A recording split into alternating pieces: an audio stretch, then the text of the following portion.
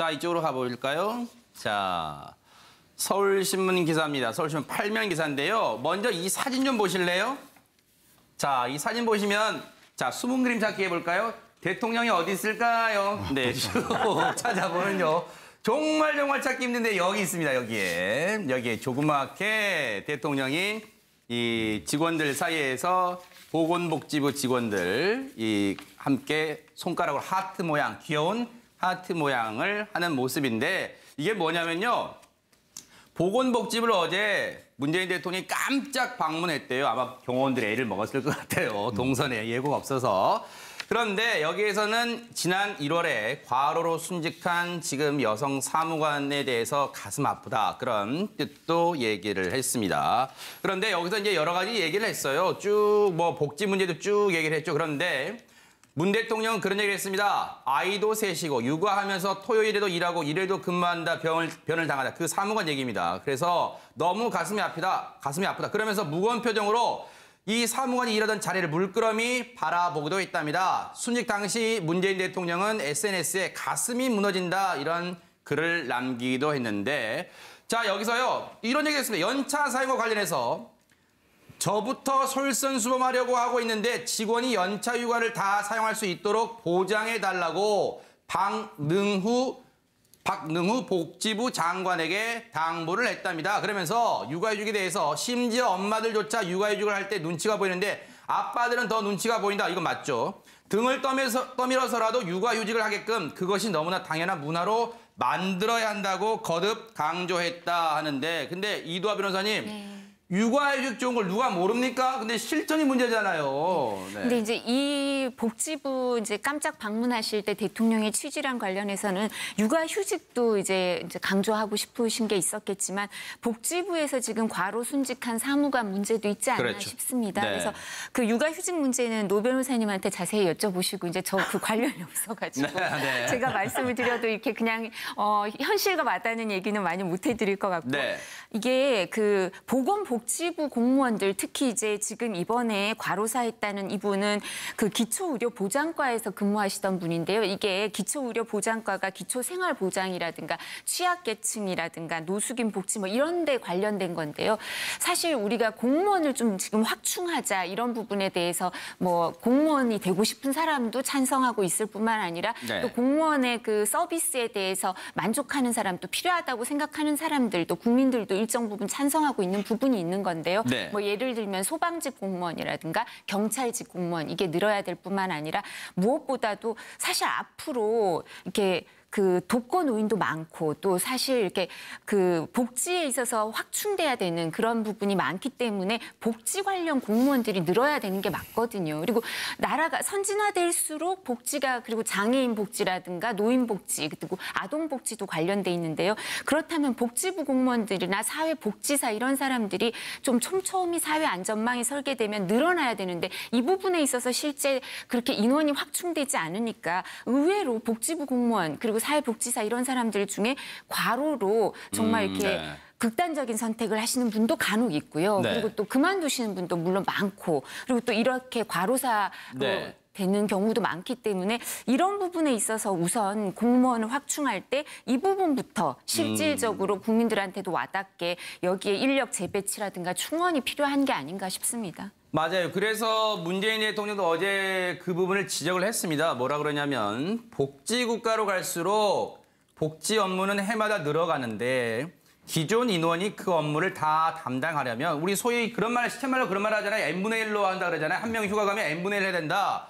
인원이 부족할 수밖에 없다. 그런 부분이 충분히 참작이 돼야 하는데 아직은 많은 국민은 공무원들을 철밥통이라 생각한다. 이렇게 현실적인 문제도 지적을 했습니다. 그런데 앞서 얘기대로 노 변호사님께 여쭤볼게요. 육아휴직 같은 걸 하면은 지금 사실 일반 직장에 다니시는 분들은 이 기사 보면서 약간 코웃음 칠도 몰라요. 이거 그림의 떡이지 누가 갈 수 있겠냐 하실지도 모르겠습니다.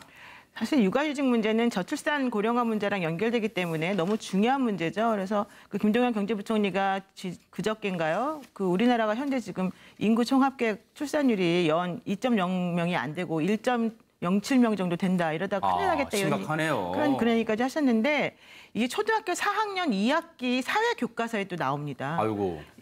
그 민수라는 아이가 엄마한테 동생을 갖고 싶어요. 그러니까 엄마가 나 그럼 직장 그만둬야 되는데 어떡하니? 그런 내용이 나와요. 네, 나와요. 아이고. 예. 그리고 너 그러면은 네가 애기들 좀 돌봐야 돼. 그리고 세상에. 네 용돈도 깎을 거야 이렇게 말해요. 아유. 그러니까 아이가 그러면 안 되겠는데요 이렇게 말해요.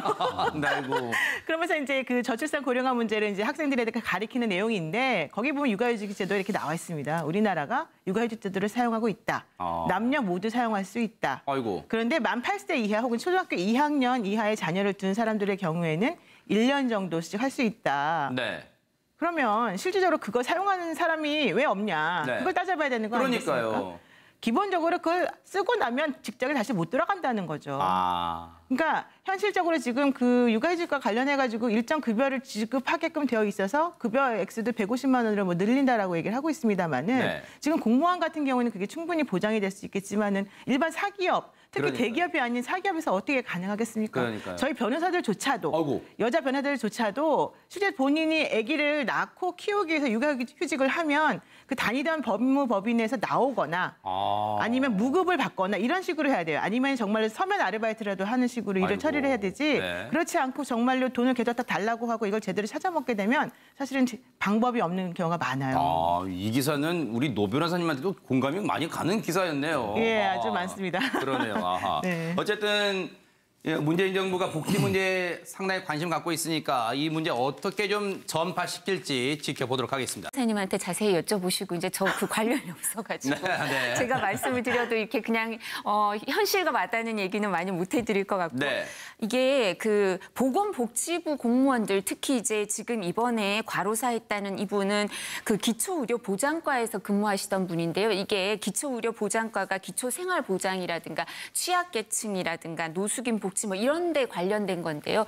사실 우리가 공무원을 좀 지금 확충하자 이런 부분에 대해서 뭐 공무원이 되고 싶은 사람도 찬성하고 있을 뿐만 아니라 네. 또 공무원의 그 서비스에 대해서 만족하는 사람도 필요하다고 생각하는 사람들도 국민들도 일정 부분 찬성하고 있는 부분이 있는 건데요. 네. 뭐 예를 들면 소방직 공무원이라든가 경찰직 공무원 이게 늘어야 될 뿐만 아니라 무엇보다도 사실 앞으로 이렇게 그 독거 노인도 많고 또 사실 이렇게 그 복지에 있어서 확충돼야 되는 그런 부분이 많기 때문에 복지 관련 공무원들이 늘어야 되는 게 맞거든요. 그리고 나라가 선진화될수록 복지가 그리고 장애인 복지라든가 노인 복지 그리고 자, 이쪽으로 가볼까요? 자, 서울신문 기사입니다. 서울신문 8면 기사인데요. 먼저 이 사진 좀 보실래요? 자, 이 사진 보시면 자, 숨은 그림 찾기 해볼까요? 대통령이 어디 있을까요? 네, 쭉 찾아보면요. 정말 찾기 힘든데 여기 있습니다. 여기에 조그맣게 대통령이 이 직원들 사이에서 보건복지부 직원들 이 함께 손가락으로 하트 모양, 귀여운 하트 모양을 하는 모습인데 이게 뭐냐면요. 보건복지부를 어제 문재인 대통령이 깜짝 방문했대요. 아마 경호원들이 애를 먹었을 것 같아요. 동선에 예고가 없어서. 그런데 여기에서는 지난 1월에 과로로 순직한 지금 여성 사무관에 대해서 가슴 아프다 그런 뜻도 얘기를 했습니다. 그런데 여기서 이제 여러 가지 얘기를 했어요. 쭉 뭐 복지 문제도 쭉 얘기를 했죠. 그런데 문 대통령은 그런 얘기를 했습니다. 아이도 셋이고 육아하면서 토요일에도 일하고 일요일도 근무한다 변을 당하다. 그 사무관 얘기입니다. 그래서 너무 가슴이 아프다 생각한다. 이렇게 현실적인 문제도 지적을 했습니다. 그런데 앞서 얘기대로 노 변호사님께 여쭤볼게요. 육아휴직 같은 걸 하면은 지금 사실 일반 직장에 다니시는 분들은 이 기사 보면서 약간 코웃음 칠도 몰라요. 이거 그림의 떡이지 누가 갈 수 있겠냐 하실지도 모르겠습니다.